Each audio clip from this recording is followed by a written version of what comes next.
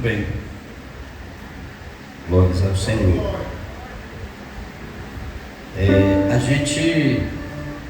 Eu já ministro a palavra em outra igreja, o pastor esteve conosco lá, meu filho, alguns irmãos. Cadê o irmão Gilberto? Não veio hoje? Está doente?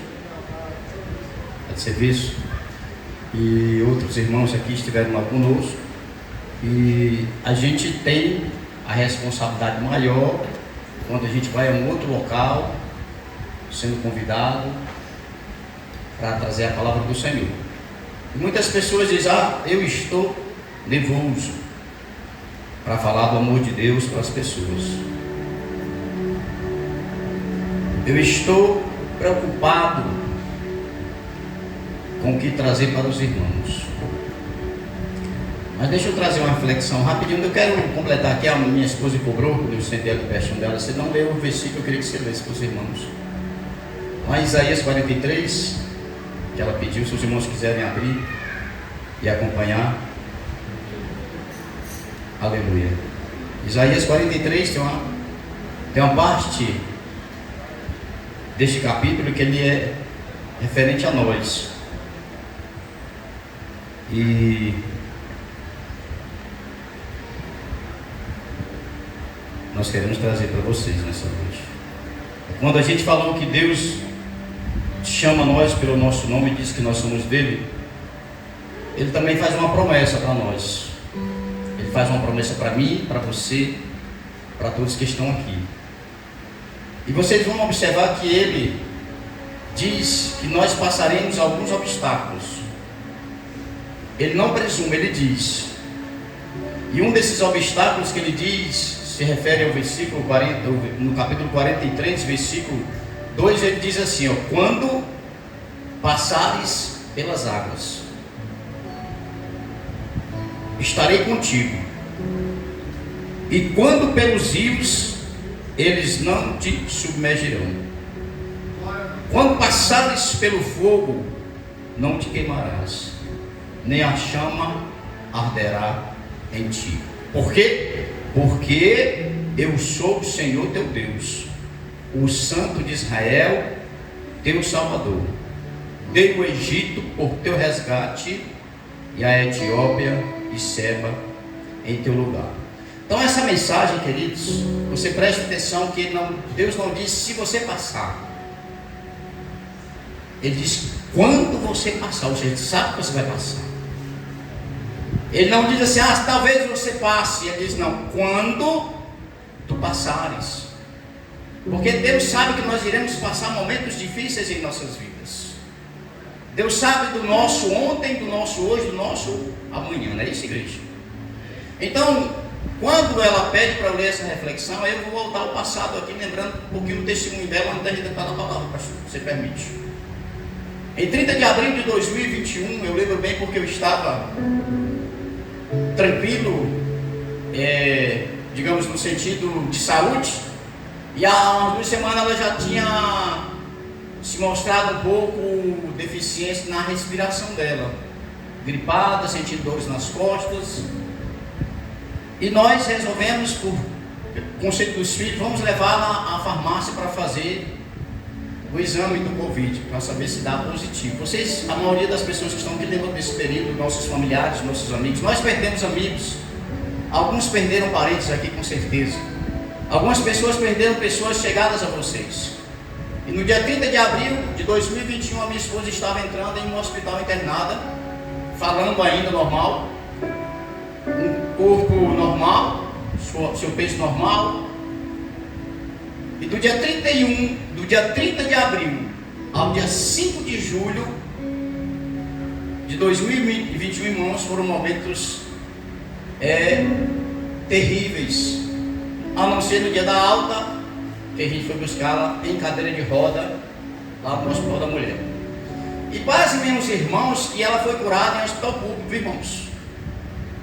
Ela foi curada em uma época em que muitas pessoas famosas, milionárias, atores, atrizes, personalidades do Brasil, tratadas nos melhores hospitais, tinham as suas mortes decretadas.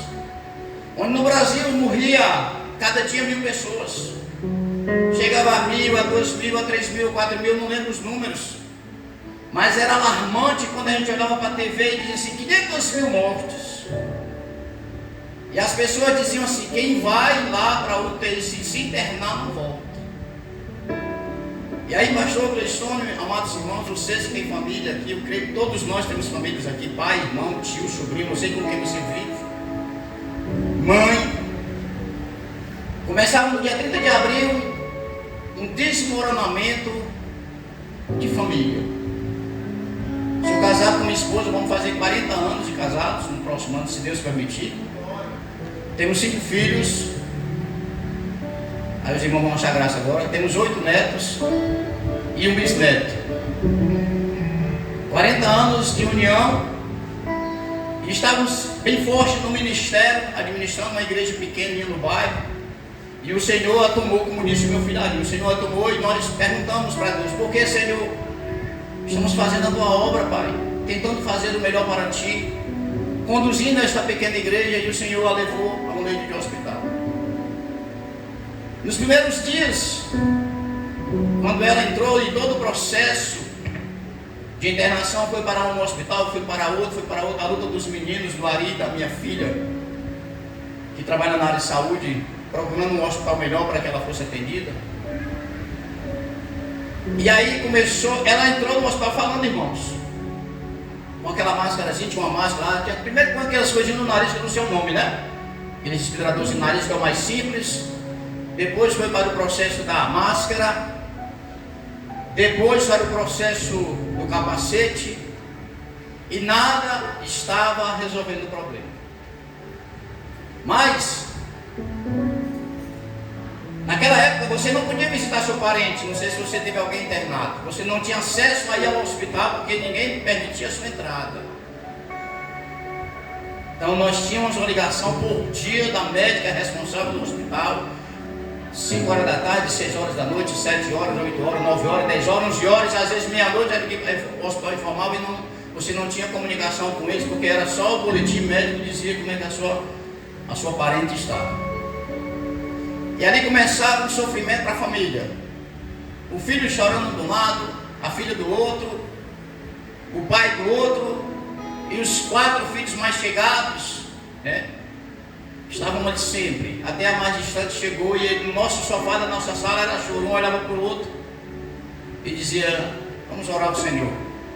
Vamos esperar que Deus dê resposta para nós. Mas tem um momento, irmãos, que a nossa fé parece que ela fraqueja um pouquinho. Você fica com medo do que vai acontecer com você, do que vai acontecer com a sua família, do que vai acontecer com a sua esposa. E a sua fé ela fica abalada assim. E mesmo com todas as orações, foi movimento de oração aqui em Fortaleza, em outros estados, em outros lugares que nós temos amigos. E as pessoas intercedendo. E ela lá só piorando. Mas quando ela entrou no hospital, ela disse para nós, quando ela estava falando, pastor, ela disse, tem um anjo aqui ao meu lado. Você acredita nisso, igreja?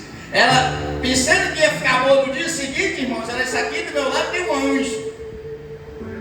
E naquele dia, a gente não teve mais contato com ela. Foi a última vez, né, na época da pandemia, na época da doença, que nós vimos o rosto dela, um vídeo, em que minha filha lá, que é da saúde, estava com ela. A partir daí, no dia 1º de maio, nós recebemos a intimação, digamos, a notícia, a confirmação de que ela não poderia ficar no hospital e ela precisava de uma UTI. Porque o estado de saúde dela não melhorava. Só se agravava. Você que tem família, quando alguém está doente na tua casa, mamãe, bebê, né? Quando teu bebê adoece, quando teu irmão adoece, você só fica preocupado, você não tem cabeça. Nesse período, quando disseram para nós que ela tinha que ser transferida ao hospital e precisaria de uma UTI, lá veio outra briga, irmãos. Não tinha vagas em UTIs. Os hospitais lotados. Não tinha como conseguir vaga porque você não tinha uma condição financeira mais avantajada. E lá vai Ari, meu filho e minha outra filha lutar com os amigos, com as amizades, com políticos, com autoridades, políticos da própria corporação, né? Prometeram lá ajudar. E aí Deus colocou a minha esposa lá no Hospital das Mulheres. E todo mundo dizia assim, naquele hospital ela não vai sair viva, pastor. E cada informação dessa doía mais no nosso coração. E eu, na minha noite de sono, eu não dormia. Eu só chorava. Eu não conseguia me alimentar. E eu cheguei a tomar remédios que normalmente a gente não toma para tentar dormir. Pedi emprestado a irmãos, a amigos que tinham parentes que tinham dependência de medicamentos para poder dormir. Não serviu de nada, irmãos. O remédio você tomava para dormir, de madrugada você acordava. Toda noite a gente espera aquela ligação, pastor. Toda noite aquela ânsia. Toda noite aquele problema não sai do nosso coração. E o médico uma vez demorou a ligar, rapaz. O médico demorou, irmão, 7 horas, geralmente ligava 7, 6 horas ligava. E quando foi uma noite, deu 8 horas, deu 8h30, deu 9 horas e toda a família chorando. E eu na minha casa, lá em cima da cama, não conseguia dormir. Os irmãos aqui, Arivando e Cláudio, que estão conosco, na nossa congregação hoje, participaram desses momentos conosco, sofreram conosco. E a gente não conseguia dormir. E quando foi 11h30 da noite, uma ligação. O que é que a maioria das pessoas iriam pensar nessa hora? Demorou tanto a ligação, e nosso coração já ficava apertado, porque a gente queria que fosse uma notícia boa, mas o médico disse que já não teve melhor. O estado dela não progrediu. E quando foi 11h30 da noite, o médico disse, o estado, mesma coisa. E a gente sofrendo. 30 de abril de 2021. E só morrendo gente. E chegou um dia que o médico disse para a família, pessoal, o seguinte, o estado dela é muito complicado, vamos ter que entubá-la. Olha o processo, intubação, naquela época. Apenas 20% das pessoas voltavam para os seus lares. E nós todos querendo tomar a decisão, entuba mamãe, papai, entuba ou não entuba, o que é que a gente faz? E o médico está na mão da família, entuba ou não entuba? Intubação, meus amados irmãos, é um dos últimos processos de respiração. Você que tem ou que teve algum parente hospitalizado em estado grave, você sabe disso. A intubação, quando os seus órgãos, o seu pulmão não funciona mais. A minha esposa teve 70% do pulmão dela comprometido. 70% do pulmão dela estava comprometido. E ela começou a respirar. Nós tivemos que tomar a decisão de entubar ela, jeito. E daí os irmãos diziam, muitos irmãos diziam, pastor, entubou a mulher, entubou. Vamos orar. Aleluia. Mas Deus estava no controle. Porque por mais terrível que o mundo apareça, ou que o mundo se apresente para você por todas as catástrofes, por todos os problemas que tem no mundo, querido, ainda tem um que está no controle. Ainda tem um que está no controle de tudo, viu, querido? Esse aqui é Deus. Deus está no controle da situação. Então não perca a esperança jamais. Não perca a esperança jamais. E ela é entubada. As pessoas lá nós não se preocupam que quando for o dia das mães ela está em casa. E chegou o dia das mães. As mães, os filhos aí, nada, irmãos, nada de melhor. E fizeram uma outra promessa para nós. Ela está reagindo a uns medicamentos, pegou a bactéria agora. E aí a luta. Mas prometeram para nós que no dia dos namorados eu viria minha esposa em casa, para nós comemorarmos o dia do namorado juntos. Aí quando chegou no dia do namorado, ela estava lá, ainda na UTI. Graças a Deus que não estava mais entubada. Não permitia visita. E nós conseguimos, pela amizade dos meus filhos, lá no enfermeiro, no chefe de fisioterapia, vestir bem 50 roupas em mim, 50 capacetes, sei lá, 50 máscaras, 50 luvas, pastor. Está lá no Instagram nesse dia. Para que eu pudesse vê-la, porque o hospital achava que seria a última visita. Porque ela não estava ainda na recuperação normal. E eu fui lá ver ela, não podia começar bem, porque ela estava ainda sedada, entubada na UTI. Queridos, quando foi nesse dia, quando eu consegui acesso à sala de UTI, tinha outras pessoas lá internadas. E eu procurei a minha esposa. Olhei para um lado, olhei para o outro. Quando eu olhei, eu vi uma velhinha com uma orelha bem grandona. A minha esposa não tem orelha grande não, tá? Mas era ela. Magrinha, da grossura, no linguajar da palavra, da grossura de um palito, preta, por conta da medicação. A pastora estava da cor dessa blusa, e eu não a conheci. Quando eu vi aquela senhora, olhei para ela e disse: não, ali não é minha esposa não. Só o couro, não diz o pessoal, de gosto, né? Mas ali nos olhos não se conteve, as lágrimas desceram. Eu fui até ela, não podia falar, peguei uma folha de papel e escrevi: eu te amo. Não sei se ela lembra disso. Lembra não? E a família chorando em casa. Mas para a honra e glória do Senhor, vou abreviar, senão não vou pregar, né, pastor? Para a honra e glória do Senhor, no dia 5 de julho, a minha esposa estava saindo de cadeira de roda sim, mas estava curada em nome de Jesus. E hoje é testemunho vivo, porque Deus, queridos irmãos, é Deus do impossível. E ali começou o processo de recuperação. Eu levei uma mulher para o hospital boa e voltei uma neném para me tomar conta. Voltei uma bebê totalmente dependente de mim e da minha filha, para tudo: comida, banheiro, banho, vocês sabem. E o processo demorou 6 meses no mínimo, fisioterapia, um monte de coisa, aquilo que as mulheres fazem. Meu nome, meu amor, fora a fisioterapia, tem aquele processo lá do, como é? Os pilates, né, da vida, e tivemos que passar todo esse processo. Mas hoje ela está aí e consegue dar uma glória a Deus. Amém? Então digo para você: quando tu passares pelo fogo, Deus estará contigo. E Deus diz para nós que nós passaremos momentos difíceis. Se eu perguntar para os irmãos que estão aqui nesta casa nesta noite, e disser para você assim: irmão, diga se você já passou alguma dificuldade na sua vida, como o irmão cantou. O irmão que cantou agora há pouco falou do livramento. Quem de nós que está aqui não passou situação difícil e Deus te deu vitória? Quem de nós não pode dizer nesta noite: irmão Ari, pastor Ari, eu estou aqui porque Deus, Ele cuidou de mim até hoje. Ele tem cuidado de você, querido, até hoje. Ele tem cuidado da tua casa até hoje. Ele tem dado livramento visíveis e invisíveis a você. Às vezes você sai da sua casa, querido, você não sabe, mas tem um acidente. Tem alguém que morreu no trânsito, tem um atropelamento e você passou por ali. Às vezes acontece algo 1 minuto antes de você chegar. Deus está cuidando do seu povo. Você crê nisso? Deus tem cuidado da sua gente, da sua nação. E a palavra de Deus diz assim: feliz é o homem cujo Deus é o Senhor. Amém, igreja? Então, não se preocupa. Quando tu passares pelas águas, aleluia, o Senhor vai estar lá contigo, vai. Quando tu passares pelo fogo, o Senhor vai estar lá com você, como Ele esteve com aqueles 3 na fornalha. Não sei se os irmãos conhecem essa história.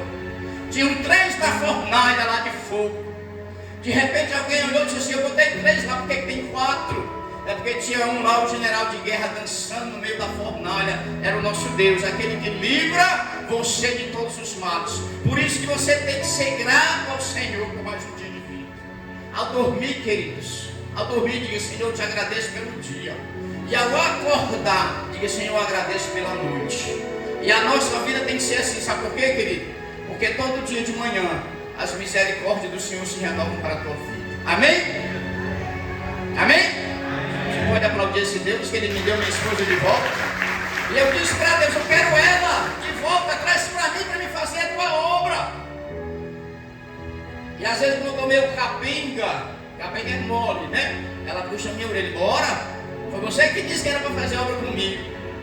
E às vezes quando eu estou meio fraco, ela chega para mim e diz: olha, você disse que queria assim. E Deus tem conservado a minha esposa. Não sei quantos anos nós teremos, um ainda com o outro, mas eu sou muito grato ao Senhor, porque numa época mais difícil, em que as pessoas desacreditavam de Deus, e Deus nos prova que Ele é o Deus do impossível. Amém, irmãos?